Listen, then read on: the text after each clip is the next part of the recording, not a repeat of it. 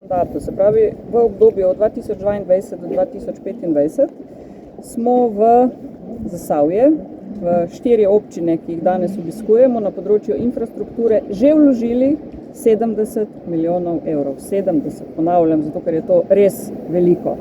V proračunu za leto 26 in 27 imamo za ceste in železnice še dodatnih 30 milijonov. To pomeni skupaj 100 milijonov evrov za 4 občine.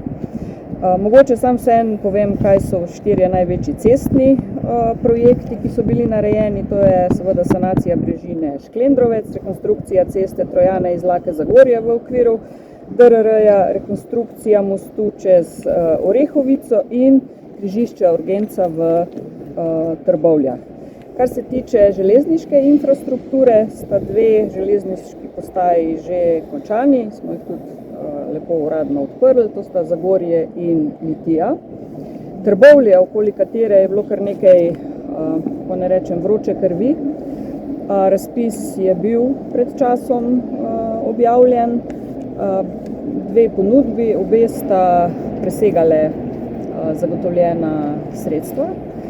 Jaz sem že večkrat javno povedala, da absolutno zahtevam, da se javni denar porablja gospodarno. Zato smo razpis ponovili, bil je objavljen v petek in cena, ki jo želimo na tem razpisu doseči, je limitirana.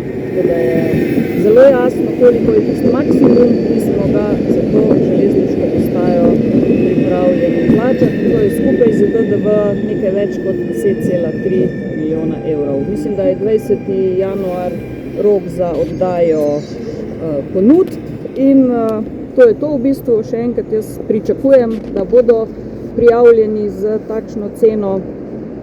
Je pa mogoče so tudi te visoke ponudbe, ker ni to edini razpis, ki smo ga ustavili, ampak je bil ustavljen tudi razpis za postajo Krško in podhod pri Zbelovem, tam so ponudbe presegale, ta pri Zbelovem celo skoraj za 100%.